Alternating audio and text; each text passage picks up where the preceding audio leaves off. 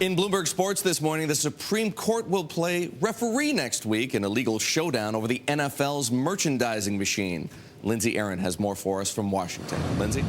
Eric, I don't know about what goes on in your house. In my house, we watch a ton of football. One thing's clear. On the field, the league's 32 teams go head-to-head, but they want to be able to team up with a single apparel company when they sell their merchandise. As a result, the league currently has an exclusive agreement with Reebok to market NFL-licensed apparel. We're talking about everything from jerseys to hats to just about everything else NFL diehards will shell out big bucks for. This is totaling a market of about $3.2 billion in 2007.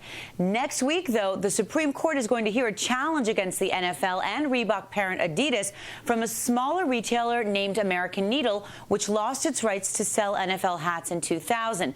That company says the league is causing an unfair price hike, a monopoly even, by allowing only one apparel maker. The NFL argues for its part that the league operates as a single business and entity rather than 32 separate ones, and that it should be able to set agreements league-wide. Experts say this could be a landmark case for sports leagues.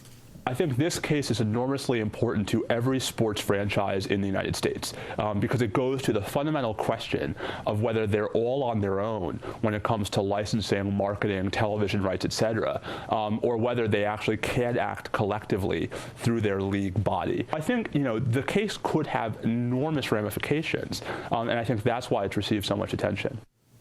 The NFL is so confident about its prospects for the Supreme Court, it even asked the High Court to hear this case being brought against itself, gambling that it's going to come out the big winner in this dispute, Eric. Lindsey, let's talk more about those ramifications. It's not just the NFL that has a lot riding on this. Other leagues as well, no?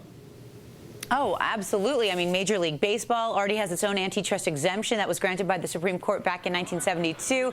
But the NHL, the NBA, the NCAA, they have all filed support on the NFL's behalf in this case. An NFL victory really could lead to a lot more licensing freedom for all of these leagues. The Supreme Court's final decision, though, of course, isn't expected until July. But we'll, of course, keep you posted on all of the arguments as they happen, Eric. All right. That is Lindsey Arent reporting for us from Washington on some big stakes for the NFL and other leagues.